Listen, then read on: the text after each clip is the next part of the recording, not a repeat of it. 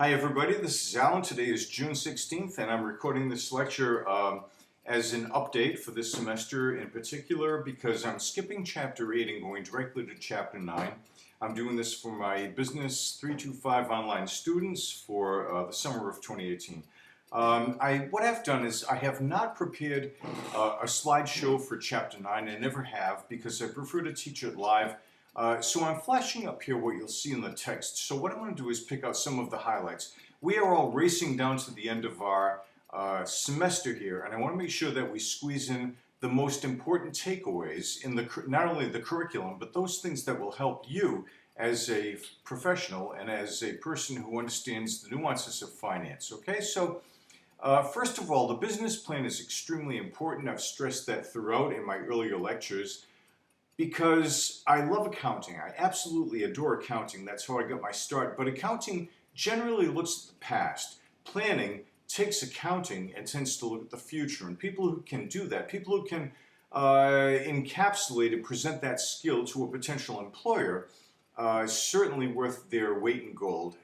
This is not an exact science, but it draws on many. Okay, so looking at the introduction to the business plan, remember, I don't care if you're a one-person enterprise, preparing taxes, selling real estate, mowing lawns, whatever you do, you must have a business plan or else you're casting your fate to the winds about how your business does. That's not the smart way to do business. The very first thing that a plan does, now I'm going to differentiate a plan from a budget.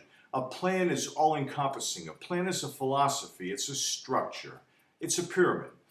The bottom of that pyramid is based on budgets, the numbers. Okay, so Chapter 9 pretty much looks at those budgets. The entire structure that's built upon those budgets, that is the plan. Now, the plan generally starts with a mission statement. The mission statement, as you can see in my text, is short, succinct. It states what the philosophy of the founders or directors or officers or all of the above will be. I've given you a couple of examples here. Now, as you move down the pyramid, that's at the apex of the pyramid, friends. Now, as you move down the pyramid, next you get to the vision statement, which is more elaborate. It tells you a little bit more about the philosophy of the company and how they're going to achieve what's at the top of that pyramid. Now, once in a great while, my business students will say to me, well, wait a minute. My business professors have said vision comes first, then mission. There's a big difference there, okay? Now, here's what happens. For an existing company, the mission statement comes first, all right? The vision statement comes next and supports the mission statement. Now, in a startup, and I do teach entrepreneurship, so that's an important distinction, ladies and gentlemen, the vision statement will come first, then the mission. So if you see a conflict with any of your managerial courses or any courses you've taken at Dean or elsewhere, that's the reason. In this course, being an existing company, mission comes first, then vision. Please read on.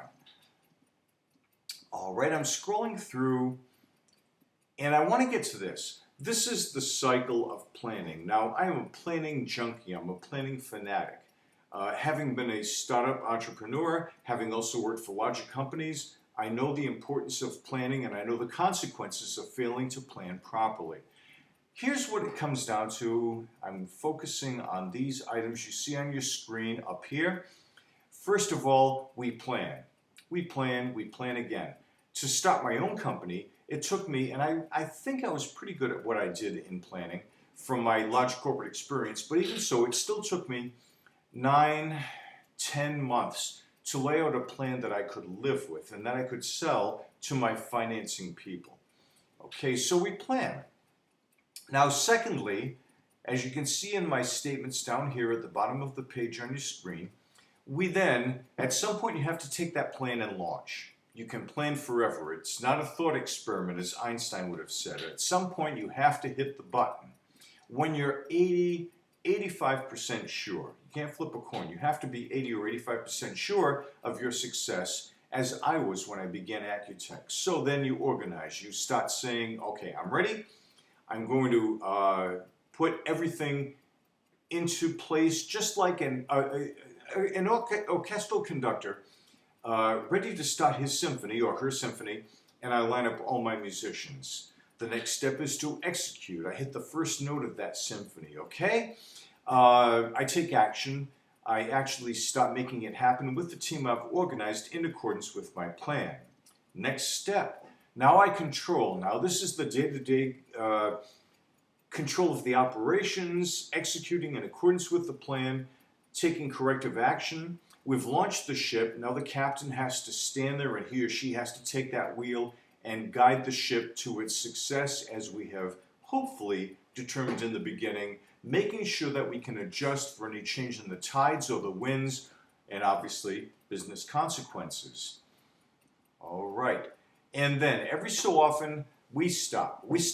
Let's call it the end of a month. We analyze, we look back, we say, here was our plan, here's where we are, how did we do compared to that plan? We analyze, we compare the two of them, and make sure that we didn't stray too far from our original course, because to do so means that you do not have the control that as a manager you thought that you had. Okay, so I've laid it out here, ladies and gentlemen, as the business planning cycle. Now, when you look in alternative textbooks, you might see alternative explanations, but I want to stress to you, friends, that this is a cycle. We plan, we organize, we execute, we control, and we analyze. And then it's a cycle. What do? Then you plan again. The plan is not something that you create, sell to your bankers, sell to your investors, put on a shelf. No, a plan, ladies and gentlemen, is a uniform guide to performance. And it always has to be improving. It's dynamic. So you always come back to a new, smarter, and better plan, as you can see here. All right, I move on. I want to point your attention to one article in Chapter 8, and now this one in Chapter 9. Now, I did decide at the last minute to skip Chapter 8 because it contains material many of you have seen before. I do want you to read the article about my interview with Vice President of EMC, Irina Simmons, an amazing, amazing woman. I would like you to watch that, please. I'm sorry, to review that, please. I stand corrected. And I would like you to review this article in Chapter 9 from my colleague, Dr. Jerry Shaw, who is now going on to become the Dean of the School of Business at Dean College. And his insights on planning echo mine and expressed it in a different set of words, and I do love that. Okay, so please do take the time to read that, even as we streak down to the end of our course here. Talking about the budgeting process, if you are a one-person operation, you can do a one-person budget. Just make sure that you seek counsel on the outside from anybody, any business professionals you know, people with experience, people like me who will happily consult for you, but put a budget together. Let it be guided by people with experience. Now, in a larger company, even a moderately sized company, as you can see on your screen, that would be done by a committee. Now, budgets in the old days were invented at the top level and designed from the top down to tell you as an employee, this is what you will do. Okay, now that's kind of died out.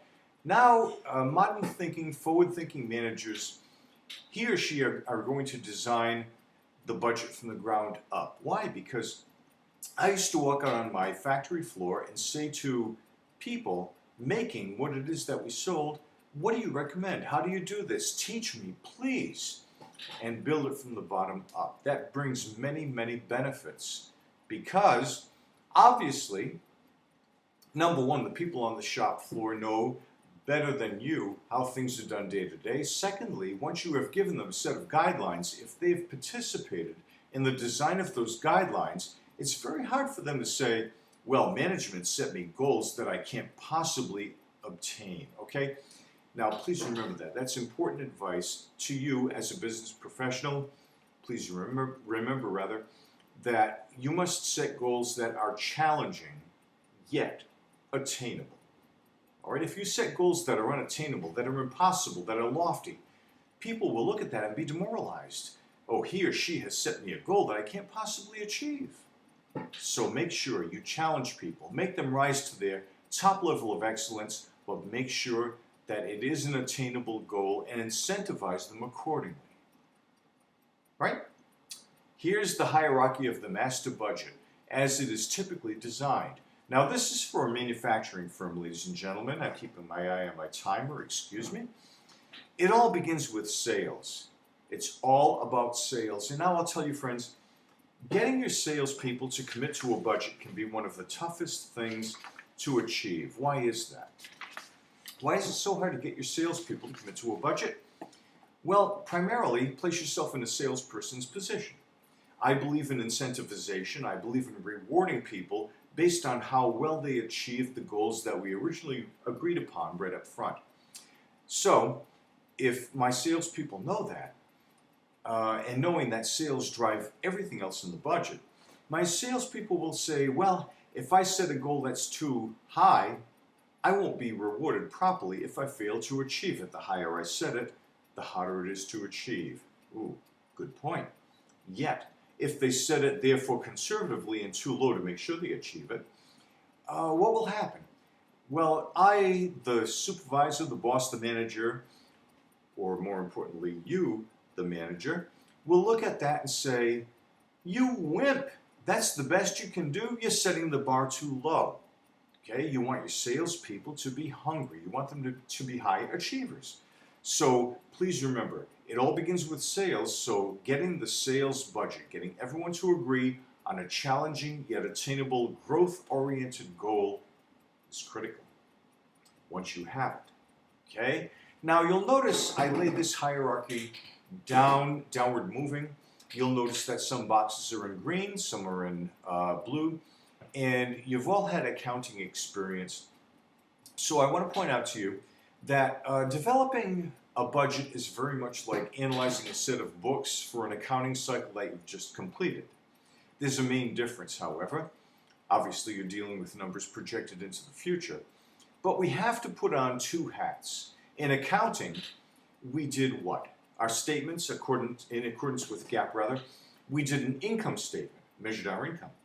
We measured our status with a balance sheet, and then we did a cash flow to say, well, income is fine, that's accounting GAAP income, but how does it translate to cash? Okay, now this time, friends, it's different.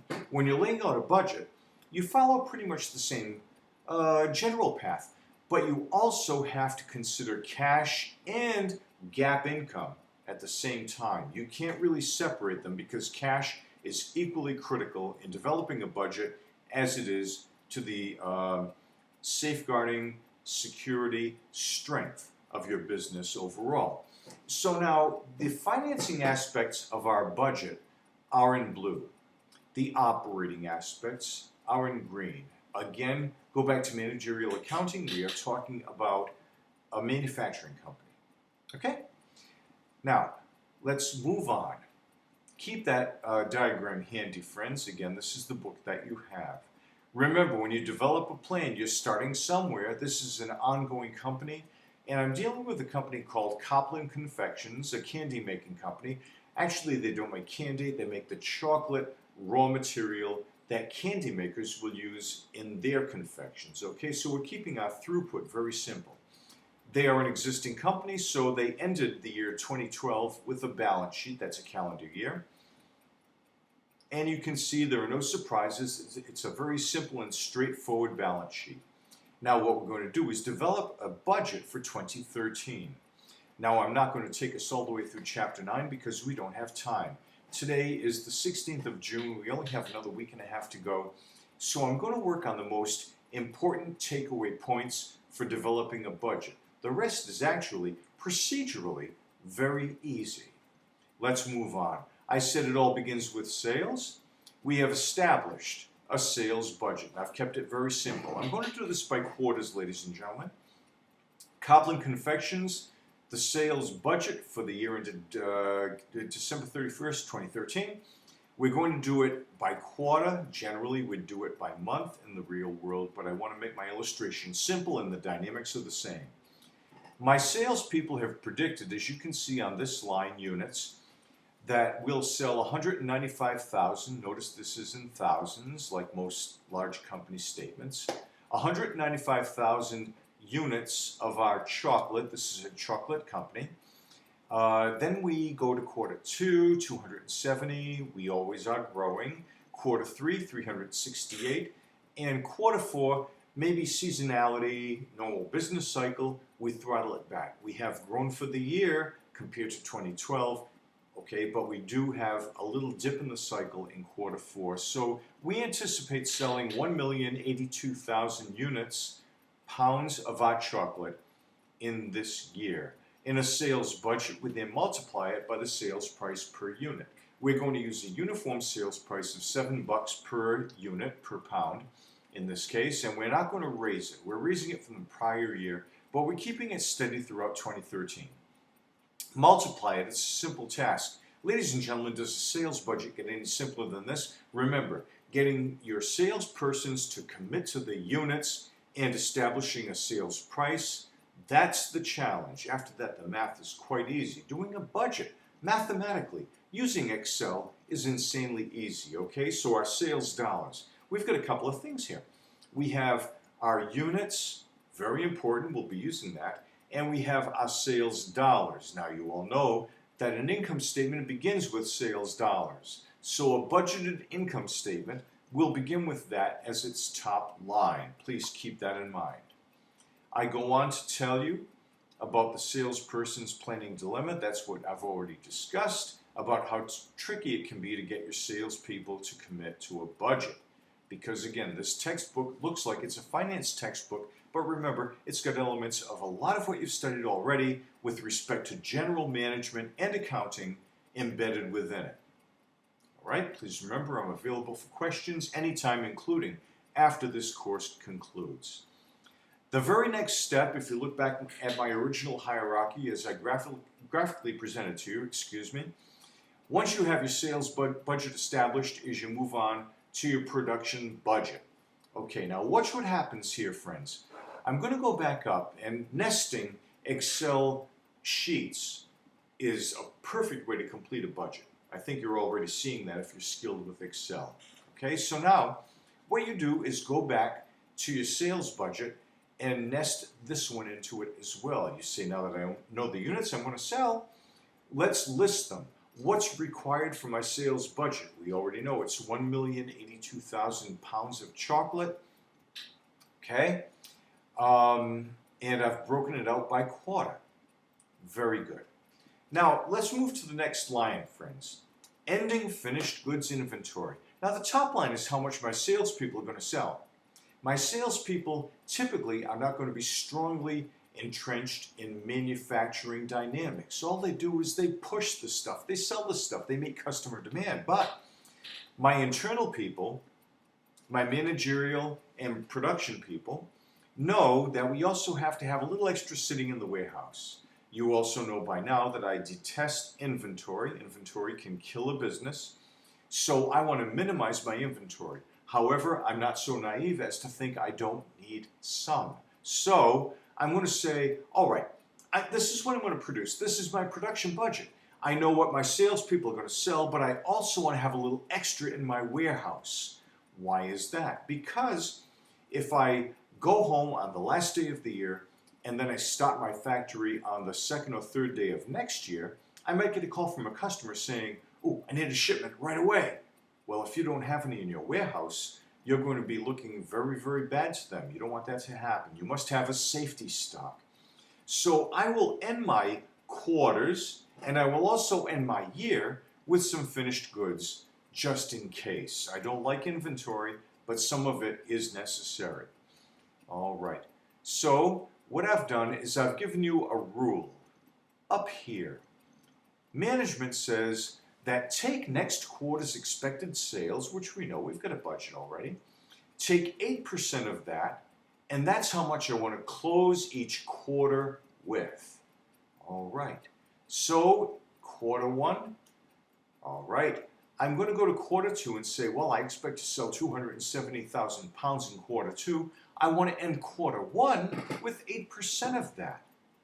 There it is. I'm going to take 8% of quarter two's sales needs, 8% of that, and 8% of that is going to be 21,600 pounds, okay?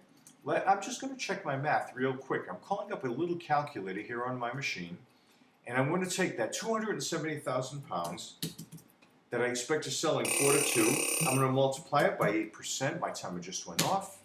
There's my 21,600, ladies and gentlemen, and that's the 21.6 you see here. I want to make sure I've got that in-house at the end of quarter one. So the total units that I need to make, not sell now, but make in quarter one is not 195,000, but 216,600 pounds. Okay? I'm going to end there because my timer went off and I can't let my file size get too big here or it will not post to my courses. So I'm going to end this first video right here, and I'll pick this up in my next one, ladies and gentlemen. I enjoy making these. I will be back very soon, okay? Take care.